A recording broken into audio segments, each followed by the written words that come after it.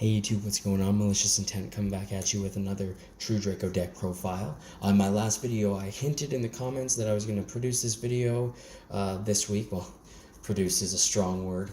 This video this week. So I'm going to do that just now.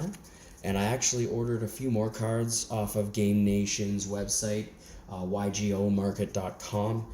I order from there now instead of Troll and Toad and TCG Player because it's helping a friend, Ray. It's supporting a local business because I'm in Kingston, Ontario, and he's in Toronto, Ontario. So it's still supporting locally owned business, and there's no duty that you'd have to pay. It seems like 1 out of 3 orders with Troll and Toad or TCG Player. So I just got my DANE cards in from YGOmarket.com, and I'm going to show you this True Draco deck profile using 5 cards from DANE, and then I'll talk about secret tech, I guess, that I ordered. I should just mention it now because I don't want to give it away until the next video. All I can say is it's a continuous spell or trap. I'm planning on playing 2 copies.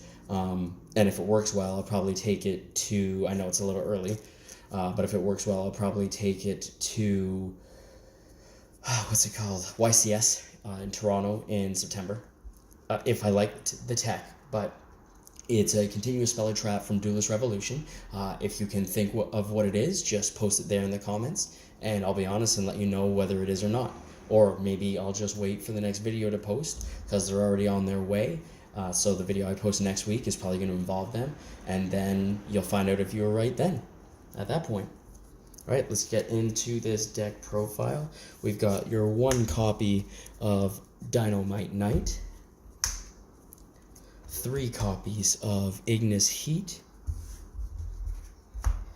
You've got 3 copies now. I've decided to up the ante based on a few WCQ decks that I watch videos on. They're all playing 3 in this format, so I decided to try it myself. We've got, that's it for the monsters. We've got 3 Dragonic Diagram for the spells, 2 Terraforming to search those right out of the deck.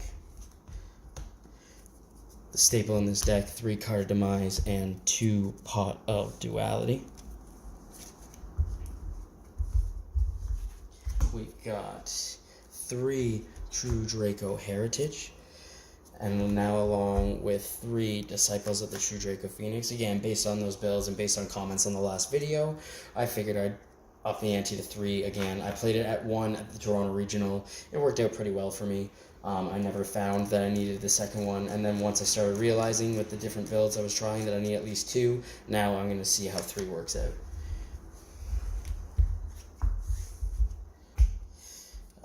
1 True King's Return with the 3 True Draco Apocalypse.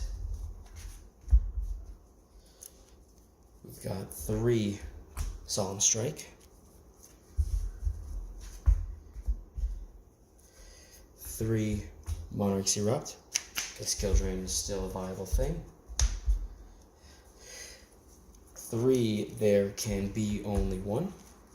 That it's just the best floodgate in the format. It was the best floodgate last format as well, and I believe with the changes with Orcus, whatever, it's still probably #1 floodgate in my mind.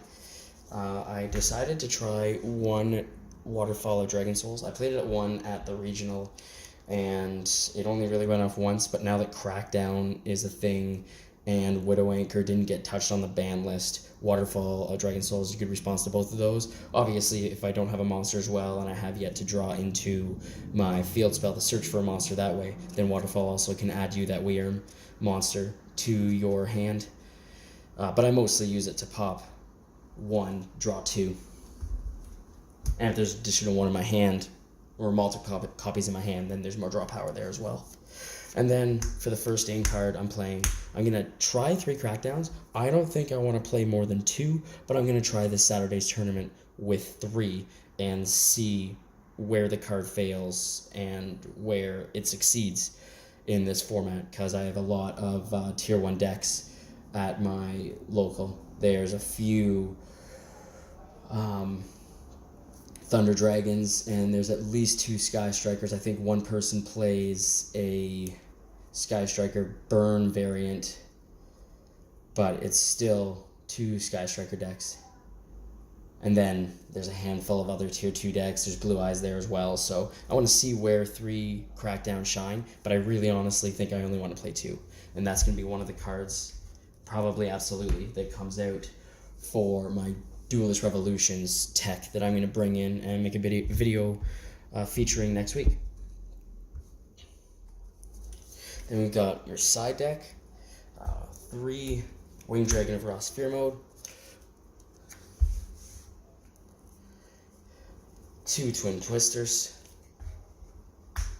I obviously don't need more than the 2. I should rarely need to side into the 2 to begin with. Really just against pendulum decks like the Endymion, and it's decent against the large back rows in Sky Striker, but I don't necessarily side it in against Sky Striker. But I'm sure there's a few more examples as well. The Mirror Match is another good reason for the Twin Twisters.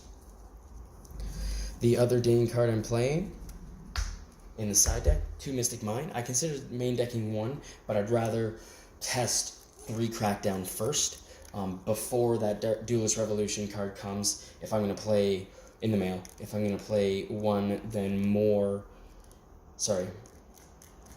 if I'm going to play more than 2 Crackdown, then that's what I'm going to test for now. And if I'm not going to play all 3 Crackdown, if I find at this tournament this weekend that 3 Crackdown, as I'm suspecting, is not going to be very good, then I'm going to replace it with 1 Mystic Mine instead until the new tech comes in. And then along with that, in the side deck, for the decks it really hurts Mystic Mine. I mean, I wouldn't mind giving my opponent my Dragonic Diagram if Mystic Mine's going to shut them down for me to run all over them. Then we've got the 2 Gozen match. I think it's better than Rivalry, this format, so that's what I'll be using. 2 Summon Limits, because it's still one of the best floodgates. Not as good as there can be only one, but still pretty good, and it works well against Salamangreat Great and obviously against Thunder Dragons and every Thunder Dragon variant. And Thunder Dragons is probably my worst matchup. I have a good grind match against Salamangreat Great sometimes, and I have a really good grind match, even though I lose, I would say, over half of them against Sky Striker. So Summon Limit doesn't really help in the main against the Sky Striker deck. But I have good grind matches against those 2 archetypes, and they're tier 1 decks as well, so I don't mind side decking the Summon Limit until I need it against, ensuring that it is against the Salamangreat Great or Thunder Dragon.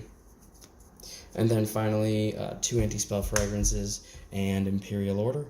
Now, the Anti-Spell Fragrances are obviously Anti-Pendulum. Imperial Order, I really only side into Sky Striker because it's not as relevant. Like, the deck's still basically just as good, but a lot of players moved on when Kagari went to 1, so I'm not main decking the Imperial Order anymore. And again, Imperial Order is really only good against Sky Striker, so I'm not going to main deck a card, even though it's sort of a bad matchup for me. I'm not going to main deck the Imperial Order, because, against decks that play the odd spell or play 10 spells in the deck or what have you, when you Imperial Order them, they can afford to hold back those and let you burn yourself if you don't have a monster to tribute Imperial Order off. So I'm really only siding it for Sky Striker and other really spell heavy decks, but I'm not sure if there are any other ones in the format unless you're playing Hammond.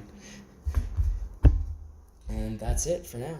Thanks for watching. Like if you liked this video, subscribe if you really liked it, tell all your Yu-Gi-Oh friends, and I'll be posting another video next week with that Dark Revolutions with that Dark Revolution tech in the deck. And again, if you think you can figure out what card that is, hit me up in the comments section. Peace.